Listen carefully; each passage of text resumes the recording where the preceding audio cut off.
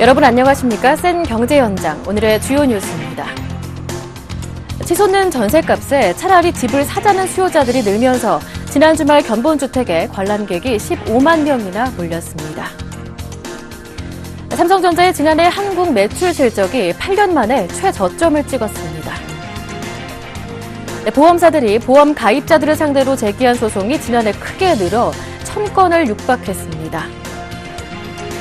취임 2년차에 접어드는 권오준 포스코 회장이 위대한 포스코의 실현 방안으로 토털 리더십을 내세웠습니다.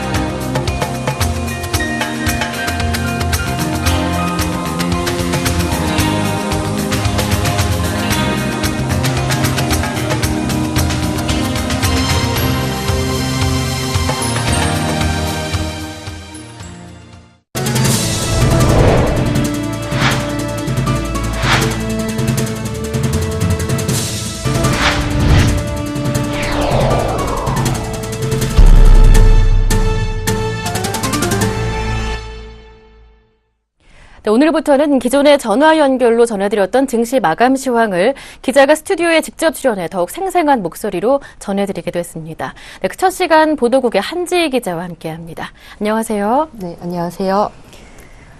네, 봄바람이 부는 듯했던 국내 증시, 미국발 악재 속에 발목이 잡혔습니다. 지난주 금요일장 2010선까지 넘어섰던 코스피 지수는 2000선 아래로 하락 마감했고요. 코스닥도 닷새 만에 약세로 전환했습니다. 자세한 마감 시황 들어보겠습니다. 먼저 거래소 쪽부터 확인해 볼까요? 네.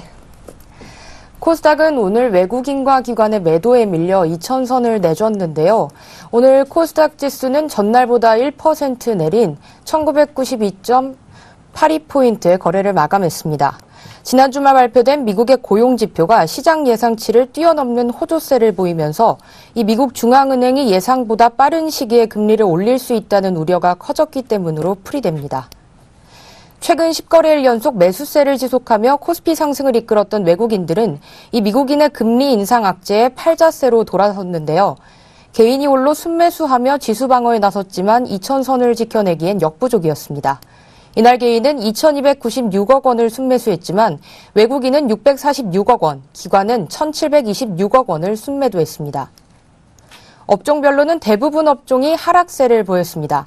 섬유의복이 이날 2.58%, 보험이 0.41%, 전기가스업이 0.14%씩 각각 올라 상대적으로 강세를 보였지만 이를 제외한 모든 업종이 내렸습니다. 특히 증권이 2.8% 내리며 큰 낙폭을 보였고 비금속 광물, 철강금속, 전기전자도 1.5% 떨어지며 이 하락폭이 두드러졌습니다. 시가총액 상위 종목들도 줄줄이 하락했습니다. 특히 삼성전자가 1.53%, 현대차가 2.31% 내렸습니다. 또 올 1분기 실적 부진에 따른 우려로 네이버가 3.9%, SK하이닉스가 2.38% 떨어지는 등 IT와 자동차 대형주들도 약세였습니다. 랠리를 그동안 펼쳐왔던 코스닥도 오늘은 잠시 쉬어가는 모습이었습니다. 코스닥 마감 시황과 그리고 외환시장 동향까지 짚어보겠습니다. 네, 알겠습니다. 코스닥은 최근 상승 기조를 보였었는데요. 오늘은 좀 일단락되는 모습을 보이면서 뚜렷한 하락세를 보였습니다. 코스닥 지수는 전날보다 1.03% 하락한 629.26포인트의 장을 마쳤습니다. 개인의 대규모 순매수세에도 불구하고 증시는 하락했습니다. 코스닥 시장에서 개인은 1,074억 원을 순매수했지만 이 외국인과 기관이 각각 415억 원, 621억 원 등을 동반 매도하며 지수를 끌어내렸습니다. 한편 서울 외환시장에서 달러에 대한 원화 환율은 전날보다 13원 40점 오른 1,112원 10전에 마감했습니다. 한편 키스톤 글로벌이 미국의 빅데이터 전문 기업의 지분을 취득했다는 소식에 상한가로 급등했다죠. 네. 이 신재생 에너지 업체 키스톤 글로벌이 미국 빅데이터 전문 기업 PSI의 주요 주주로 올랐다는 소식에 급등세를 보였는데요. 키스톤 글로벌은 13.79% 오른 2,095억 원의 장을 마감했습니다. 키스톤 글로벌은 미국의 빅데이터 분석 기업인 PSI 인터내셔널 주식 26,249주를 38억 7,500만 원에 취득하기로 했습니다. PSI는 한국 증시 최초로 상장되는 미국의 IT 기업이자 데이터 분석과 관리, 빅데이터 분야 전문 기업인데요. 이 미 우주항공국 나사와 FDA, 국토안본부와 국방부 등이 PSI의 주요 고객으로 이들 기관으로부터 최우수 기업상을 받은 우수 기업입니다. 이 PSI는 11년째 연속 흑자를 기록하고 있고요. 지난해 매출은 약 460억 원을 올리며 매년 성장세를 보이고 있습니다. 키스톤 글로벌은 이 빅데이터 분야가 전 세계적으로 매년 30% 이상 성장하고 있어 사업 다각화를 위해 PSI 지분을 취득하기로 결정을 한 것인데요. 이에 따라 PSI 지분을 획득한 키스톤 글로벌의 투자이익은 앞으로도 늘어날 것으로 전망됩니다. 네, 오늘 말씀 잘 들었습니다. 지금까지 보도국의 한지희 기자와 함께했습니다. 고맙습니다. 네, 감사합니다.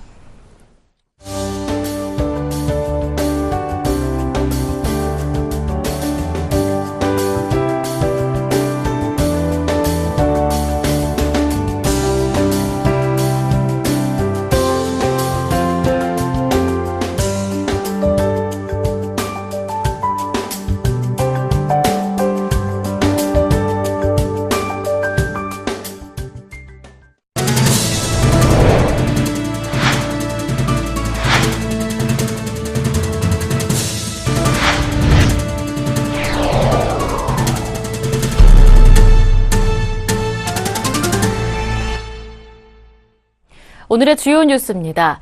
지난 주말 전국 11개의 아파트 견본주택에는 15만 명이 방문할 정도로 북새통을 이뤘습니다.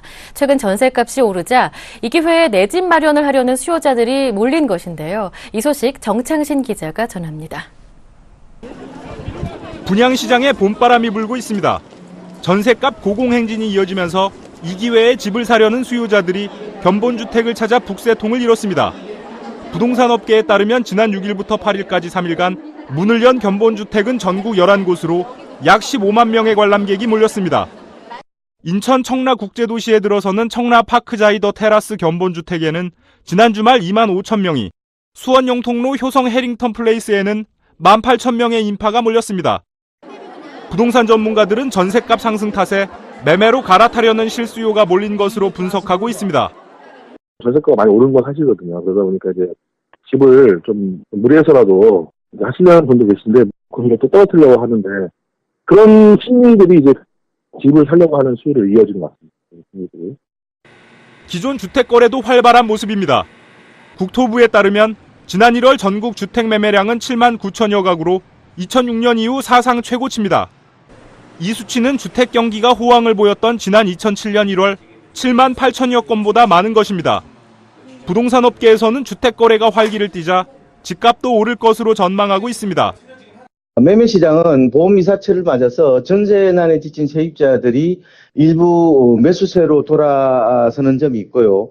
분양 시장은 청약 규제 완화가 대폭적으로 완화되면서 수요자들이 늘고 있습니다. 그래서 전반적으로 매매 시장이나 분양 시장 모두 회복세가 좀 더 이어질 것으로 예상이 됩니다.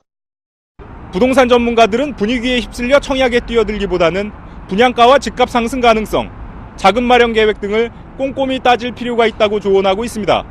서울경제TV 정창신입니다. 삼성전자의 지난해 한국 매출 실적이 8년 만에 최저치로 떨어졌습니다. 삼성전자의 감사보고서에 따르면 삼성전자의 지난해 순매출액은 20조 7,289억 원으로 지난해보다 9.0% 줄어든 것으로 나타났습니다. 순매출액은 전체 매출에서 내부 매출을 뺀 것으로 생산법인이 판매법인의 제품을 넘길 때 발생하는 매출을 뜻합니다. 삼성전자의 한국 순매출은 2007년 처음 20조 원대에 진입했고 2008년부터 2012년까지 승승장구하다 2013년 IT 모바일 부문이 휘청거리면서 하락세가 시작됐습니다. 실제 삼성전자는 지난해 IT 모바일 부문과 디스플레이 패널 순매출에서만 전년보다 각각 20%, 14% 감소했습니다. 우리나라를 제외하고 전 세계에서 삼성전자의 지난해 순매출이 가장 크게 줄어든 곳은 유럽으로 무려 22.7%나 줄어든 것으로 나타났습니다. 중국이 17.7%로 두 번째로 감소폭이 컸고 아시아, 아프리카와 미국이 각각 6.6%, 1.0%로 그 뒤를 이었습니다. 또 삼성전자의 전체 순매출에서 차지하는 비중은 미주 지역이 33.3%로 가장 높았습니다. 유럽과 아시아, 아프리카는 20% 전후, 중국과 우리나라는 각각 16.0%, 10.1%인 것으로 나타났습니다. 보험사들이 보험 가입자나 사고 피해자 등을 상대로 보험금 산정 및 지급과 관련해 제기한 소송이 지난해 2배 가까이 급증한 것으로 나타났습니다. 오늘 금융위원회와 금융감독원에 따르면 지난해 보험 가입자와 금융사 사이에 제기된 보험 관련 소송은 모두 1,112건으로 2013년보다 71.87% 폭증했습니다. 이 가운데 보험사가 제기한 소송은 986건으로 전체의 88.7%에 달했습니다. 보험 관련 분쟁 조정 신청 건수도 증가세입니다. 손보사를 상대로 한 분쟁 조정은 2013년 13,183건에서 15,698건으로 19.1%, 생보사 상대 분쟁은 13,470건에서 14,539건으로 7.9% 각각 늘었습니다. 이처럼 보험사의 소송 제기가 증가한 것은 보험사들이 보험금을 적게 산정하거나 심사를 엄격히 하려는 경향이 강해진 반면 신청인들은 과다 청구하는 사례가 많아지기 때문으로 풀이됩니다. 금융당국은 보험 관련 줄소송이 이어지자 다음 달부터 보험협회 홈페이지에 소송 현황을 의무적으로 공시토록 했습니다. 7월부터는 보험 계약 단계에서 보험금 부지급 또는 삭감 사례를 보험사가 반드시 안내도록 하고 이를 어길 시 5천만 원의 과태료를 부과하기로 했습니다. 권오준 포스코 회장은 지난해 취임 후 철강 본원 경쟁력 강화와 재무구조 개선이라는 뚜렷한 경영 목표를 제시해 왔는데요. 최근 취임 1주년을 앞두고는 임직원들에게 토털 리더십을 주문하며 경영 목표 실행과 달성을 위한 본격 행보를 시작했습니다. 정훈규 기자가 전합니다. 위대한 포스코. 지난해 3월 철강 본원 경쟁력을 강화해 포스코의 옛 영광을 되찾겠다는 권오준 회장의 취임 일성이었습니다. 취임 2년차에 접어드는 권 회장은 최근 위대한 포스코의 실현 방안으로 토털 리더십을 내세웠습니다.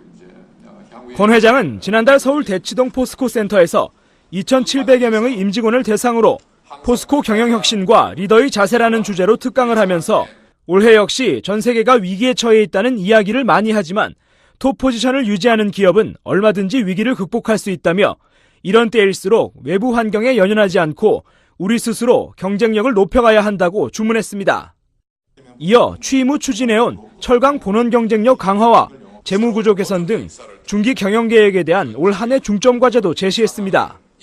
우선 철강 제품과 응용 기술을 함께 판매하는 솔루션 마케팅을 강화하고 기술 기반 플랫폼 사업을 더해 수익성을 강화하겠다는 구상입니다. 지난해부터 이어온 사업 구조조정도 가속화합니다. 지난해 11건의 구조조정을 마무리한 포스코는 올해 20건의 구조조정을 추진합니다. 신성장 사업으로 육성 중인 원천 소재와 청정 에너지 등은 올해부터 본격적인 상업화를 추진합니다. 권 회장은 이를 실행에 옮기려면 토털 리더십이 필요하다고 강조했습니다. 미국 펜실베니아 대학교 와툰스쿨의 스튜어트 프리드먼 교수가 제시한 토털 리더십은 높은 가치 지향과 통합적 관계 구축, 창의적 실행 등 3가지 원칙으로 이루어집니다. 권 회장은 이 같은 토털 리더십의 개념이 포스코 경영혁신 전략의 기본 개념인 인류경영, 화목경영, 창의경영과 일맥상통한다고 설명했습니다. 취임 첫 해 기업의 본업 경쟁력 강화와 재무구조 개선이라는 명확한 목표를 제시했던 권오준 회장. 임직원들의 가슴속에 세계 철강업계 경쟁력 1위 포스코의 자부심을 일깨우며 목표 달성을 위한 취임 2년차 발걸음을 시작했습니다. 서울경제TV 정훈규입니다.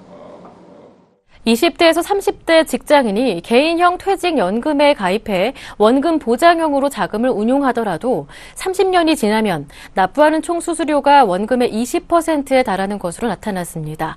은행 예금과 다를 바 없는데도 수수료 부담이 과하다는 지적이 나옵니다. 양한나 기자가 보도합니다. 근로자의 퇴직금을 자신 명의의 퇴직계좌에 적립해 연금 등의 노후 자금으로 활용할 수 있게 하는 제도인 개인형 퇴직연금, IRP의 수수료가 과도하다는 지적이 나오고 있습니다. 한국납세자연맹 등이 IRP 상품의 수익률 시뮬레이션을 분석한 결과 30세 직장인이 원금 보장형 IRP 계좌에 300만 원을 1회 불입하고서 연금 개시 시점인 60세까지 자금을 묻어둘 경우 30년간 납부해야 할 총 수수료 금액이 57만 3천 원인 것으로 집계됐습니다. 주요 시중은행의 현 정기예금 금리인 연 2%와 IRP 계좌 수수료율인 연 0.5%가 계속 유지된다는 전제하에 산출된 결과로 30년간 납입하는 총 수수료가 원금의 19.1%에 달하는 셈입니다. 이는 연말정산 때 세제 혜택으로 돌려받는 환급금 39만 6천 원보다도 큰 금액입니다. 올해부터 연금저축과 IRP 계좌 불입액을 합해 연 700만 원까지 세액공제를 받을 수 있고 세제 혜택 한도가 300만 원 늘어남에 따라 연말정산용 절세 상품으로 직장인 사이에서 관심이 급증했지만 문제는 과도한 수수료가 세제 혜택 효과를 깎아내린다는 점입니다. 금리가 2%대 초반인 원리금 보장형 IRP 운용 상품의 경우 수수료 0.5%를 제하게 되면 2% 내외인 일반 정기예금 수익률보다 떨어질 수 있는 구조입니다. 물론 세액공제 혜택을 고려하면 IRP의 수익률이 정기예금보다 우수하지만 세액공제 환급액을 매년 예금에 재투자하지 않는다면 장기적으로는 정기예금의 수익률을 추월당할 수 있습니다. 이 때문에 일각에서는 개인형 IRP 계좌의 수수료 부담이 지나친 것 아니냐는 지적이 나오고 있습니다. 이에 당국은 수수료 비교 공시를 통해 퇴직연금 사업자의 수수료 인하 경쟁을 유도한다는 방침을 내놓고 있어 개인형 IRP의 수수료율이 점차 낮아질 것으로 기대됩니다. 서울경제TV 양한나입니다. 네, 이번 주 목요일이죠. 한국은행이 기준금리를 결정합니다. 자세한 소식 경제부의 이태규 기자 전화 연결해서 들어보겠습니다. 안녕하십니까? 예, 안녕하세요. 네, 기준금리를 둘러싼 논쟁, 저희 경제현장을 통해서 여러 번 전해드렸었는데요. 당장 이번 주 아닙니까? 논쟁은 더욱더 치열해졌을 것 같은데요. 분위기는 어떻습니까? 그렇습니다. 일단 경기 지표가 워낙 안 좋고 2월 소비자 물가 상승률도 사실상 마이너스로 돌아서면서 금리를 내려야 한다는 주장이 거세게 일고 있습니다. 올해 들어서만 약 20개의 나라가 금리를 낮췄는데 한국만 왜 고집을 부리느냐 이런 목소리도 나오는데요. 새누리당과 정부, 청와대뿐만 아니라 민간 경제연구소까지 가세해 금리를 내려야 한다고 이 한국은행을 압박하고 있습니다. 네, 하지만 금리를 또 무작정 내릴 수는 없지 않습니까? 가계 부채의 문제도 있고요. 맞습니다. 금리 동결론자들은 1,100조 원에 육박하는 가계 부채가 더 늘어날 수 있다고 반박합니다. 또 우리 경제가 돈을 풀어도 경기가 살아나지 않는 일종의 동맥경화 상황에 빠져 있는데 무작정 금리 인하를 통해 수혈을 하게 되면 오히려 부작용만 커질 수 있다고 지적하고 있습니다. 그렇군요. 이제 모두의 시선은 한국은행으로 쏠리고 있는데요. 내부의 분위기는 어떻습니까? 한국은행도 외부에서 금리를 내리라는 압박이 커지고 실제 경기 지표도 안 좋게 나오면서 이번 금통위에서 뭐 하나라도 해야 한다 이렇게 생각하는 분위기입니다. 현재로서 가장 유력한 것은 금리 인하보다는 중소기업에게 낮은 금리로 자금을 지원해주는 이 금융중개지원대출 프로그램 한도를 늘리는 것입니다. 네, 금융중개지원대출 조금 생소한 단어인데요. 구체적으로 어떤 내용인지요? 이 자금 조달에 어려움을 겪는 중소기업에게 한국은행이 시중은행들을 경유해 저렴한 금리로 돈을 대출해주는 프로그램입니다. 기준금리 인하가 경기를 살리기 위한 일종의 무차별 폭격이라고 할 수 있다면 이 프로그램은 돈이 필요한 곳에 자금을 지원하는 이 정밀 타격 카드라고 할 수 있습니다. 현재 프로그램 한도가 총 15조 원인데요. 한도를 늘리는 방안을 유력하게 검토하고 있습니다. 네, 그렇군요. 아무래도 하는 입장에서는 금리 인하는 부담스럽다라는 뜻인 것 같은데요. 맞습니다. 지금 금리를 인하하면 우리나라는 역사상 최초로 기준금리 1% 시대에 진입합니다. 또 지금이야 금리 인하 목소리가 높지만 나중에 가계부채만 폭증하고 경기는 살아나지 않는다면 책임은 오로지 한국은행이 져야 한다. 이런 점도 큰 부담입니다. 네, 그런데 이렇게 지금 금리에 관한 논쟁을 벌일 것이 아니라 지난해 애초에 화끈하게 금리를 내렸어야 했다라는 비판도 나오고 있던데요. 어떤 내용입니까? 맞습니다. 미국이 올해 하반기 중 금리를 인상할 것으로 보이는데요. 그러면 우리도 덩달아 금리를 올릴 수밖에 없습니다. 한국은행이 미국의 금리 인상까지 시간 여유가 있었던 지난해 좀 더 확실하게 금리를 내렸더라면 지금 같은 상황이 발생하지 않았을 것이란 비판이 높아지고 있습니다. 네, 오늘 말씀 잘 들었습니다. 지금까지 서울경제신문 경제부의 이태규 기자와 함께했습니다. 고맙습니다. 예, 고맙습니다.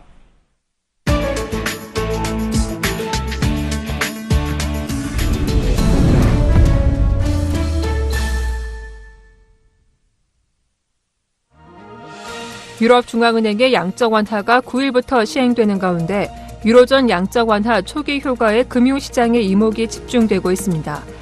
채권 투자자들은 유로존 중앙은행들이 어느 종목의 국채를 언제 매입할지 등이 양적 완화의 시행 방식을 가늠하게 할 기준을 제시할 것이라며 촉각을 곤두세우고 있습니다. 약 1조 1,000억 원 유로, 한화로는 1,210조 원을 내년 9월까지 쏟아붓는 것을 골자로 한 이번 경기 부양 조치는 당면한 문제를 누그러뜨릴 것이라는 기대감이 살아나고 있습니다. BTB 캐피탈 관계자는 양적 완화는 결국 통화 공급으로 성장률을 높이는 효과를 낼 것이라며 통화 정책이 유럽 경제 문제의 상당 부분을 해결할 것이라고 말했습니다. 반면 물가 하락을 막고 경기를 되살리지 못할 것이라는 우려도 나오고 있습니다. AFP 통신은 캐피탈 이코노믹스의 보고서를 인용해 양적 완화 조치가 경제 회복이나 디플레이션 위협에 대응할 것이라는 데 의심이 든다며 고용시장이 상당히 위태롭고 각종 경제 지표상 회복세가 미약한 만큼 디플레이션 우려가 가시지 않고 있다고 지적했습니다. 중국 경제가 일본의 잃어버린 20년을 반면교사로 삼고 있다고 로이터가 보도했습니다.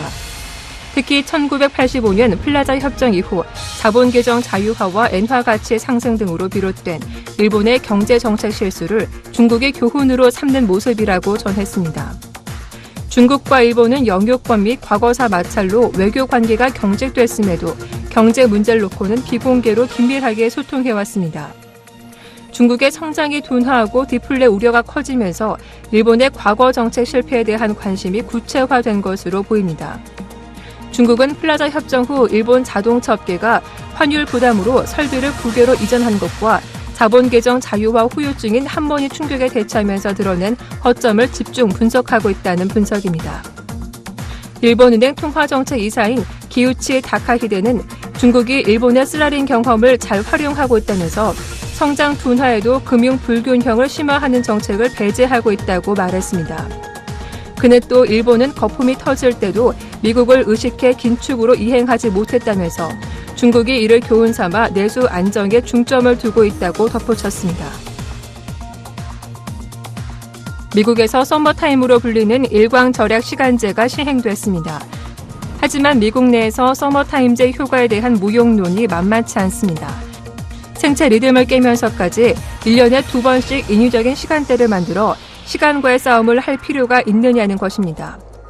영국의 존 무어대 수면 전문가는 서머타임 시행은 수면 1시간을 잃어버린 것에 불과하지만 생체 리듬에서 영향은 일주일 이상 지속된다고 밝혔습니다. 서머타임이 시행되면 고교생 상당수가 생체 리듬이 깨진 탓에 첫 3주간 수면 부족을 심하게 느낀다는 연구 결과가 지난 2009년 수면의학 저널지에 발표되기도 했습니다. 또 서머타임이 심장마비 가능성을 촉발시키는 원인이 될 수 있다는 연구 결과도 적지 않았습니다. 우리의 체내 세포에는 자체적인 시간 시스템이 있어 특정 시간에 어떤 일이 발생할 것인가를 예측하는데 인위적인 시간 조정으로 혼선을 빚게 되면 심장마비의 원인으로 작용할 수 있다는 것입니다. 실제로 미국 내에서 서머타임제 효과를 둘러싼 찬반 논란이 확산되면서 이 제도의 폐지를 논의하는 주들이 늘고 있습니다. 현재 서머타임 폐지를 논의하는 주는 11곳에 이릅니다. 봄 개편을 맞아 저희 센 경제연장도 더욱더 생생한 목소리와 정확한 소식으로 여러분의 귀가 되어드리겠습니다. 앞으로도 많은 관심과 기대 부탁드립니다. 오늘 순서 여기에서 마무리하겠습니다. 편안한 저녁 되십시오. 고맙습니다.